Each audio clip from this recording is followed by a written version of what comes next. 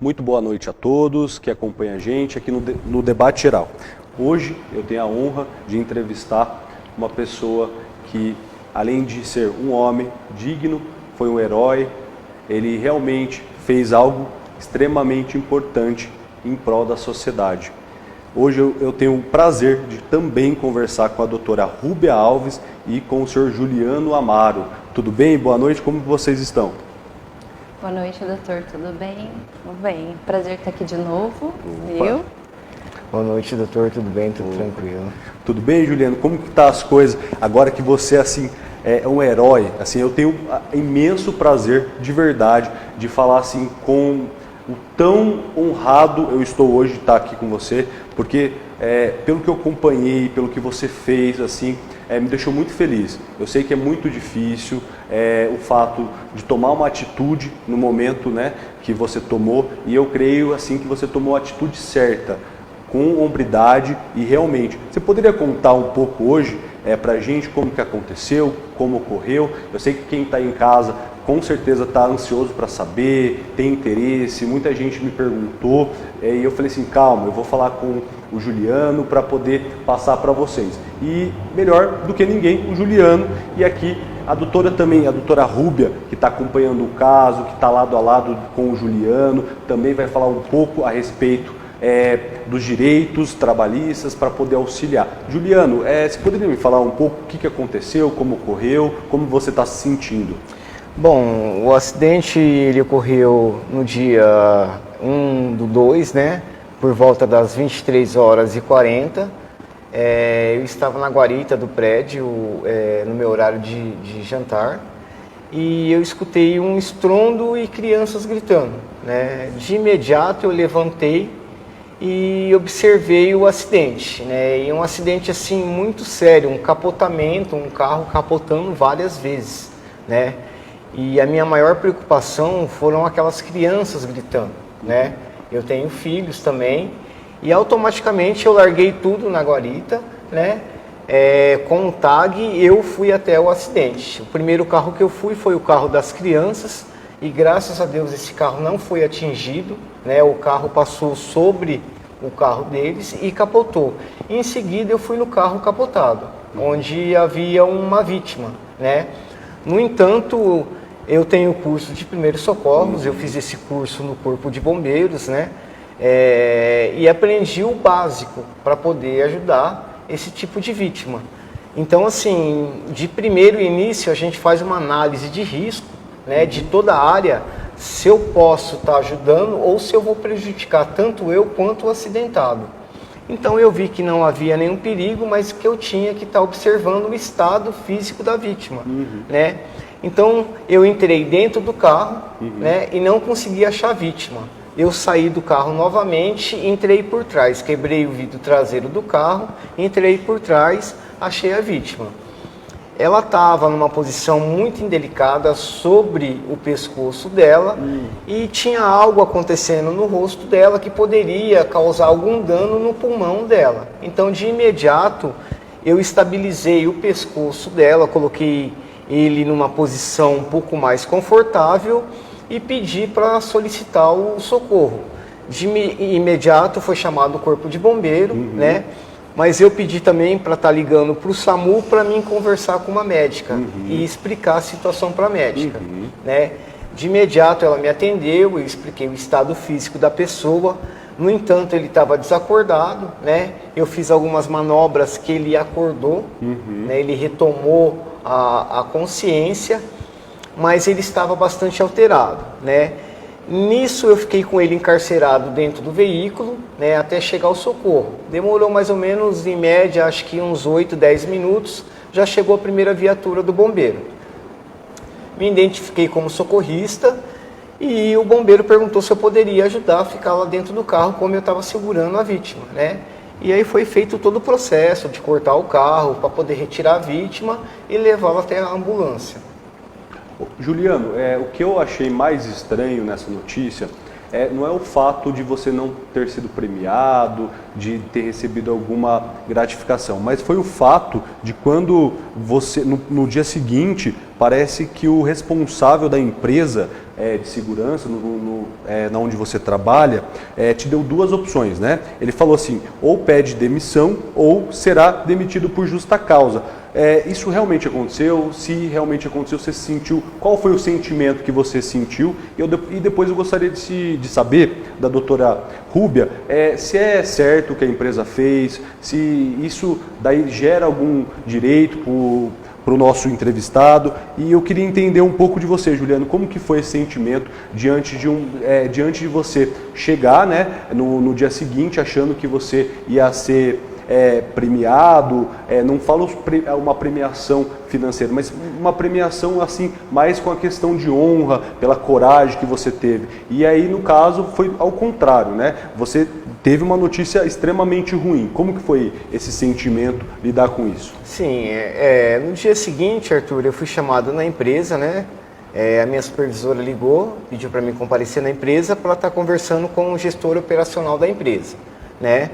Chegando lá, de momento, ele me perguntou o que tinha acontecido, como tinha sido o acidente. Eu expliquei todo o acidente para ele, né? E de imediato ele falou que eu estava errado, né? Falou que eu estava errado, que eu não poderia ter abandonado a guarita, né? E que eu deveria ter chamado o socorro. Sim, deveria ter chamado socorro se fosse um acidente simples, não daquela magnitude, né? Uma capotagem, a pessoa podia estar com o braço preso ou enforcado pelo cinto de segurança, algo que eu poderia ter feito como eu fiz. Né? E assim, conversando com ele, ele me deu duas opções. Ou eu pediria a conta, ou a empresa me mandaria por justa causa. E assim, eu sou uma pessoa muito sentimental e de imediato eu já me emocionei, né, e me declarei para ele, se fosse um parente dele, um próximo dele, né, se ele teria a mesma atitude que ele estava tendo no momento comigo, né. E assim, ele não voltou atrás desse tipo de atitude, ele permaneceu nessa atitude de justa causa, né, que eu não iria pedir a conta, eu falei para ele, então ele falou, não, então a empresa vai estar fazendo, nós estamos preparando o papel para te mandar por justa causa. Saiu da sala e foi preparar o papel. A minha esposa estava lá fora no carro e ela começou a passar mal, e eu pedi licença para eles, falei que eu ia me retirar, que a minha esposa estava passando mal e que no momento eu não iria assinar nenhum tipo de documento. Né? Então, assim, o sentimento foi de muita humilhação, porque eu tentei pegar o papel para mim ler, o papel de justa causa, ele tirou da minha mão, né? Ele arrancou da minha mão esse papel, não deixou eu ver, porque ele falou que eu não iria assinar, então não tinha necessidade de eu estar vendo o papel, né? E depois disso não houve mais contato com a empresa. Perfeito, Juliano. Doutora Rúbia, eu gostaria de saber a respeito, o ato que a empresa teve com o senhor Juliano foi correto? Eles poderiam agir de outra maneira? Como que funciona essa questão com o próprio empregador, né? E com o empregado? Olha, doutor Arthur, a gente sabe que assim, o porteiro abandonar a guarita dá justa causa, mas a gente tem que analisar toda a situação. O direito não é exato, né? A gente não vive uma ciência exata. Olha, se o porteiro deixar a guarita, ele vai ser dispensado por justa causa e ponto. Ocorreu um acidente, a gente fica pensando, quando a gente vê um acidente leve, a gente já fica tocado. Uma pessoa que se declara sentimental, sensibilizada, uma pessoa que é socorrista, é nato de ir lá dele mesmo, ele vai lá e vai socorrer. E assim, eu como advogada dele, eu entendo sim que entre o direito e a vida, a gente tem que preservar a vida. Não interessa o direito naquela hora. Mesmo porque quem é racional o suficiente de olhar uma pessoa acidentada e ficar pensando, se eu sair daqui eu vou ser mandada embora? Não é? Você precisa ser muito frio. Isso, no mínimo, dá uma indenização. Porque, assim, além disso, eles coagiram o meu cliente a pedir a conta. Olha onde vai o absurdo, né? De um empregador que coage o funcionário. Colocou ele numa sala com 2 pessoas da empresa, coagiu ele, que estava sensibilizado, porque quando eu imagino, né? Que quando a gente vê um acidente, vê uma pessoa ali à beira da morte, você fica um tempo traumatizado. Isso te causa né, vários sentimentos. Você fica um tempo sem nem pensar o que aconteceu, o que você fez, o que pode acontecer, o que estão fazendo com você. Você fica fragilizado. E eles pegaram ele nesse momento, né? No momento de fragilidade, um momento que ele mal conseguia se defender. Eles não poderiam ter feito isso.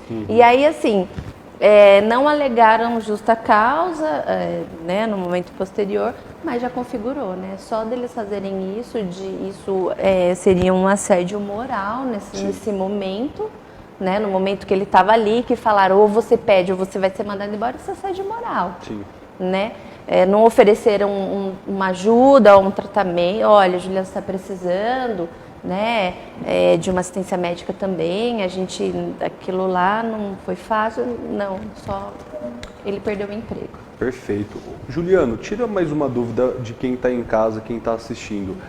No caso, depois que ocorreu, que você saiu do serviço, eles te deram algum suporte, alguma estrutura, ou simplesmente você não teve nenhuma estrutura por parte da empresa? Não, eu não tive nenhum contato da empresa, nenhum contato deles me ligarem, tá? Eles ligaram só para a questão depois do acordo da rescisão, porque eu acho que tomou alguma tomatória de algumas pessoas, né, se colocaram na situação que eu vivo, né? Eu tenho 3 crianças, né? Então, assim, depois disso não tive mais nenhum contato. Eles não procuraram saber se eu estava precisando de alguma coisa, se eu estava bem, nada disso. E eu me dediquei 9 meses a essa empresa. 9 meses a essa empresa.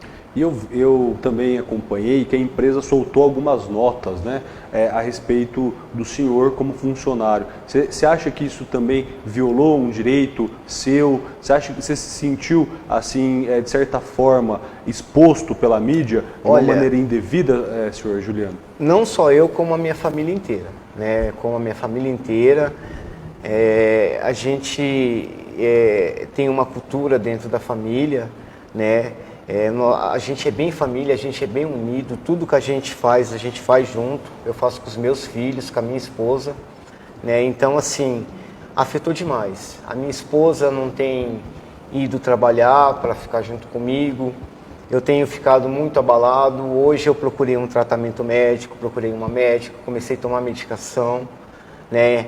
Então, assim, isso mexeu demais comigo e com a minha família e com os meus filhos, porque o meu menor, o meu do meio, ele me pergunta todo dia: ô papai, você está de folga ainda, papai? Você está de folga ainda, papai? Então, assim, eu fico numa saia justa do que eu vou responder para ele, né? Porque ele sempre vê o pai se preparando, colocando o uniforme, pegando a marmita, se preparando para trabalhar, né? Então, assim, ele é acostumado com aquele habitat e agora ele está vendo eu todo dia em casa. Então, está bastante complicado. Perfeito, seu Juliano. Doutora Rúbia, eu queria entender essa responsabilidade solidária que acontece quando um condomínio terceiriza o porteiro, segurança. Como que funciona para quem está em casa entender essa responsabilidade, quando eu falo solidária, perante o judiciário? Sim, os dois respondem, né? Tanto quem contrata o funcionário, quanto o tomador de serviço, que no caso é o condomínio. O condomínio, nesse caso, ele é responsável junto com a empresa que contratou o meu cliente. Eles deveriam ter tomado uma atitude, né, de não ter deixado, eles deveriam ter se colocado, porque eles são, quando uma empresa terceiriza um trabalhador, o que toma o serviço, onde o trabalhador presta, eles são conjuntamente responsáveis por aquele funcionário, aquele colaborador, tanto nos direitos como nos deveres. Né? Por exemplo, se o contratante não adimple o salário, paga as verbas trabalhistas, o tomador paga. Sim, né? Claro. Então, assim, o condomínio, por essa omissão, ele também é solidário pela responsabilidade dos danos ocorridos pelo meu cliente. Perfeito. Juliano, só para mim entender, você falou que está bem abalado, que esse abalo não é só seu, também da família, né? De todos ao seu redor, né? E eu percebo que várias pessoas também estão mandando mensagem para você, dando força, apoio. Como está sendo essa repercussão? Você está recebendo bastante mensagem de ajuda, força? Como que está sendo? Olha, bastante mesmo. Assim, a repercussão foi a nível nacional até mais, graças a Deus, né? Porque eu acho que eu fiz por uma ação não pensando nisso, foi uma ação imediata, foi algo automático que acontece comigo. A minha esposa me acompanha, ela sabe que eu sou assim, eu sou muito solidário para essas coisas, então isso é meu mesmo, né? Então assim, graças a Deus a gente está tendo bastante mensagens positivas, principalmente nas redes sociais, né? Alguns meios de comunicação procurando a gente para algumas reportagens, né? Isso tem sido muito importante, porque assim, até faz a gente pensar, puxa, eu fiz o bem, né? Eu fiz a coisa certa, por mais que eu estou sendo penalizado, né? A minha família está sendo penalizada, mas eu fiz o bem. Então assim, eu consigo deitar na minha cama de consciência limpa, mas dói as coisas que eles estão fazendo, né? Não tinha necessidade disso, né? Poderia ter mudado tudo isso, toda essa novela, né? Graças a Deus o rapaz está bem, o rapaz não se machucou, né? O outro carro também não foi afetado, que estavam as crianças, então menos mal. Você teve contato posterior ao acidente com eles? Eu tenho bastante contato com a mãe do rapaz, né? Inclusive, ele está em depressão, né, pelo fato. Ele está bastante mal. A mãe dele fala que ele tem muita vontade de falar comigo, mas que ele está se preparando para poder falar comigo. Perfeito. Né, para me agradecer pelo que eu fiz por ele. Perfeito. A gente percebe, né, como essa questão de sentimento, essa questão da mídia, essa questão que a empresa também não tomou o caminho devido, que poderia até se aproveitar de um sentido bondoso desse ato que foi feito pelo Juliano, e no caso não, eles não realizaram isso de uma melhor forma, né? Doutora Rúbia, eu queria entender como que funciona essa questão de um possível dano moral, que você poderia pleitear através do Juliano, o que seria isso? Como que funciona isso na prática? Na prática, a gente entra com uma demanda trabalhista, né, em face desse empregador, e a gente pleiteia esse dano porque se eles não tivessem demitido o meu cliente, ele continuaria trabalhando, ele não ia estar passando tudo que ele está passando, esse abalo todo. Claro, ele ia ficar um tempo abalado por causa do acidente, mas no dia a dia, trabalhando, as coisas iam se normalizar.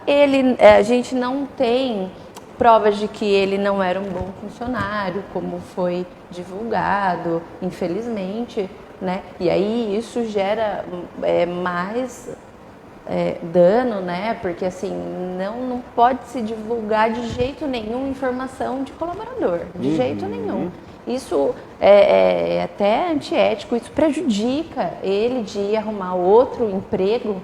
Expôs, no caso, o Juliano, de uma forma até nacional. O profissional, né? Com certeza, eu acho que isso daí vai prejudicar muito o Juliano, até no futuro emprego que ele possa ter, porque, querendo ou não, existe uma mídia, existe uma vinculação, né? E a empresa tomou partido, acabou publicando algumas mensagens, algumas conversas. Publicaram falando que a demissão não foi pelo fato do acidente, foram por fatos anteriores, que eles já estavam pensando em tomar essa atitude, mas assim, nada substancial que fale assim, tá, tudo bem, pode ter sido por isso. Não, o meu cliente, ele tem assim uma vida pregressa laborativa que os próprios condôminos se solidarizaram com ele, mandando mensagem, perguntando dele, pedindo para ele voltar para o posto, né, de trabalho.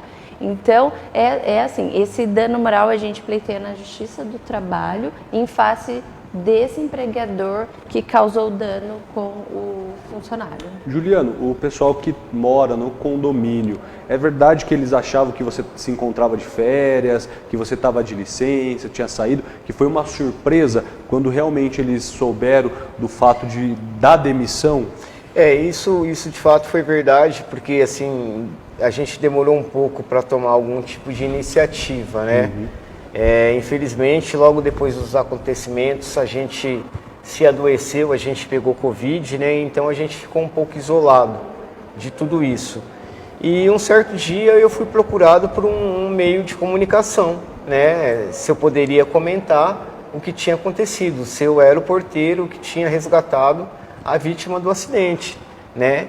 E aí eu aceitei dar essa reportagem, né? E depois de tudo tomou essa conotação. E disso que os moradores ficaram sabendo, né, o que tinha acontecido comigo, porque até então ninguém sabia o que tinha acontecido. O pessoal estava achando que eu estava de férias, né? Então tem algumas declarações, né, que a gente tem. Então, graças a Deus, eu também tenho a consciência limpa que lá eu fiz o meu papel e um bom papel. Eu não tive problema com nenhum tipo de morador, sabe? Eu tratava todos com a educação igual, né? Então, assim, nenhum tipo de ocorrência eu tive dentro do prédio. Não, isso é muito bom, né? Mostra que realmente a questão pregressa do Juliano é exemplar, né? Ele não teve nenhum tipo de anotação, nenhuma advertência. Então, assim, é normal, doutora Rúbia, isso acontecer, o que aconteceu com o Juliano, da empresa tomar esse tipo de atitude que tomou em face dele? Não, doutor Arthur, isso assim, em toda a minha experiência eu nunca tinha visto isso. Você acha que foi isso que fez repercutir de forma nacional o fato do Juliano estar fazendo uma boa ação e, no caso, ele ter essa surpresa desagradável? Então, causa até que um pouco de indignação, porque a gente sabe, a gente tem notícia que tem empresa que não dá lá o valor do funcionário, não valoriza o colaborador e eles têm dificuldade de trabalhar. Tudo bem, a gente sabe, mas é tudo muito camuflado, nunca foi tão exposto. Quando eu tive contato com o meu cliente, eu não estava tão por dentro da história, e depois quando ele me falou, olha, doutora Rúbia, tem as notícias, olha as notícias que estão falando, eu fiquei assim indignada, e eu tenho certeza que as pessoas que leem essas matérias, dessas notas que foram publicadas por essa empresa, sentiram-se no mínimo indignadas, porque não se trata um funcionário, um colaborador, por mais trabalho que ele dê, porque as pessoas têm problema, as pessoas, né, têm família, as pessoas têm suas particularidades. E as pessoas são pessoas, elas são diferentes, então nunca um funcionário vai ser igual ao outro. Mesmo que o funcionário seja mais difícil que o outro, a empresa nunca jamais pode publicar informações de colaborador sobre sua vida profissional, né? A gente está acostumado a ver um colaborador sendo parabenizado pelo seu desempenho na empresa, a gente vê funcionário do mês, isso a gente vê, né? E a gente até acha legal porque incentiva, né? Agora, uma coisa dessas, assim, a gente lá no escritório a gente nunca tinha visto antes. Juliano, quem está em casa provavelmente tem algumas dúvidas a respeito da sua questão financeira nesse momento. A gente sabe, ou quem não sabe, pode entender. Você era arrimo de família? Você que custeava a parte financeira? Você comentou hoje na entrevista que você tem 3 filhos, todos são menores de idade, todos dependem de você. Como que tá funcionando agora essa questão financeira na sua casa? Tá bastante complicado, porque realmente eu era o arrimo da família. Minha esposa trabalha, mas infelizmente o salário dela é comprometido com empréstimos, né? Então, assim, quem conduzia toda a parte financeira da casa era o meu salário, né? Então, assim, 3 filhos é difícil. Eu tenho um filho, o José Felipe, é meu filho do meio, né? Ele tem um grau de autismo. Então ele exerce um cuidado especial, né? É uma alimentação especial porque ele só toma um determinado Danone, né? Algumas coisas. Então fica um pouco difícil, né? Então assim, tá bastante complicado, né? Tá, ainda mais depois que saiu essa nota da empresa, né? Parece assim que as portas se fecharam, parece que todo mundo, né, concordou com que algumas empresas concordaram com o que a empresa disse. Então assim, complicou mais ainda, né? Mais ainda. Essa semana eu fiz algumas entrevistas, né? Mas nada ainda está certo. Nada ainda tá certo. Eu sei que é doloroso para você relembrar, mas assim, você poderia contar para quem está em casa qual foi essa nota da empresa, como que ela abordou esse assunto, como que foi, Juliano? A empresa ela alega que nesses 9 meses que eu estive trabalhando, prestando serviço para a empresa, todo mês eu levava uma advertência verbal, né? Todos os meses eu levei uma advertência verbal. Para falar a verdade, eu trabalhava na parte noturna, né? No horário noturno. E assim, eu nunca recebi uma visita de um supervisor à noite, né? A gente se falava por telefone. Mas uma visita na guarita para ver como estava o meu serviço, ou chegar de madrugada, de surpresa, para ver o que estava acontecendo, eu nunca recebi. Então, assim, foi muito forte para mim, está sendo muito forte, muito difícil eu superar isso. Mas eu tenho que superar pela minha família, né? Eu tenho que lutar pela minha família, porque eu não sou sozinho. Se eu fosse sozinho, seria mais fácil. Mas eu tenho eles, eu tenho que cuidar deles. E eu não posso deixar o barco cair. Perfeito. Eu não posso. Doutora Rúbia, a Justiça do Trabalho, ela pode abordar e reparar essa questão psicológica que o senhor Juliano está sofrendo, passando. Ele comentou que está fazendo tratamento, iniciou uma consulta médica, provavelmente referente a esse fato que aconteceu, porque foi tudo muito rápido, né? Pelo que deu para entender, aconteceu o acidente, logo em seguida ele já teve essa coação da empresa, ou você pede a conta, você vai ser mandado embora, aí foi um turbilhão de coisas que aconteceu e ele acabou, né, se retirando dessa empresa. E aí o fato que saiu na mídia, começou uma questão da própria empresa soltar nota, voltar, e isso com certeza acaba expondo o Juliano e muitas vezes, muitas das vezes ele pode se sentir pressionado, né? Você acha que uma demanda judicial poderia reparar tudo isso que o Juliano está sentindo? Eu não falo só a questão financeira, mas eu quero dizer a questão de justiça, para evitar que isso aconteça, o que está acontecendo com o Juliano, com outras pessoas, outros funcionários. Você acha possível tomar como base o caso do Juliano para poder rever até a relação de emprego, de serviço que a gente acompanha hoje? Então, quando a gente ingressa com uma demanda trabalhista, o intuito não é reparar o dano do empregado, porque tem dano que não se repara financeiramente, né?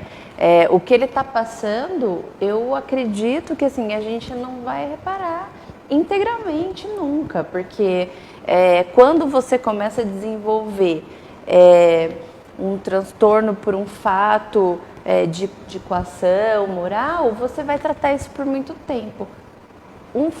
Uma despesa que ele não teria se a coação não tivesse acontecido, se o assédio não tivesse acontecido.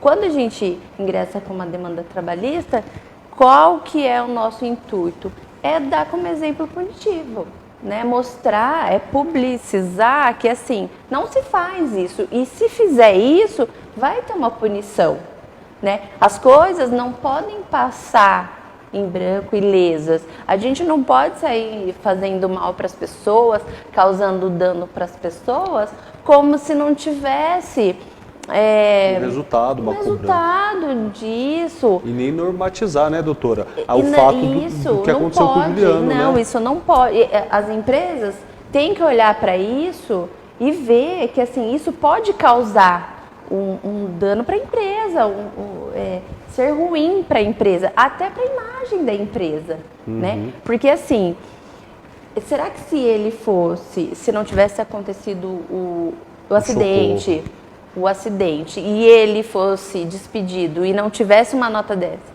ele ia ter mais facilidade de arrumar outro emprego? Com certeza, com certeza. Ele é um bom funcionário, ele falou que já foi fazer várias entrevistas, mas ele chega, eu sou o Juliano, você é o Juliano do acidente, entendeu? Se ele não tivesse agora esse estigma do Juliano do acidente, que foi mandado embora, ele ia arrumar outro emprego. Então, assim, as empresas têm que olhar esse fato, esse exemplo, ó, calma aí, vamos olhar os nossos colaboradores com um olhar mais sensível, um olhar humano, né? De uma pessoa que vê uma pessoa precisando, um acidente, que vai lá socorrer e não pensa que é dela. Ó, peraí, como que é esse funcionário assim, tá precisando de alguma coisa, né? Olha, da próxima vez, dá uma pensada se tem que ir mesmo, né? Vamos ser mais racional? Tudo bem, tá tudo bem. Agora, em relação a essa nota que ele todo mês era advertido verbalmente, qualquer empresa que adverte um funcionário verbalmente ou escrito, registra, né? Cadê? E aí a gente sabe que 3 registros de advertência verbal gera advertência escrita, que 3 gera a justa causa. E fazia 9 meses que ele estava trabalhando. Se fosse uma por mês, ele já tinha sido mandado embora por justa causa há muito tempo. E constaria, né? Constaria. Ô, Juliano, você acredita que o fato de você estar próximo, você ser o primeiro a visualizar o acidente, se você não toma nenhuma atitude, se você ficasse inerte, seria de certa forma uma omissão de socorro? Você estaria contra, além dos seus princípios, que eu entendi, que são muito nobres os princípios, mas assim, o fato de você visualizar um acidente, ter um curso de socorrista, saber como realizar os primeiros socorros, você acredita que, no caso, se você não tivesse tomado providência, você estaria diante de uma omissão de socorro? Olha, por lei seria uma omissão de socorro, sim, né? Por lei, a doutora até pode estar esclarecendo isso. Mas, naturalmente, eu ia me sentir bem pior do que responder um crime de omissão de socorro, ficar parado ali na guarita olhando tudo acontecer. Sem ninguém, porque pelo horário não tinha tanto movimento, tinha poucas pessoas, né?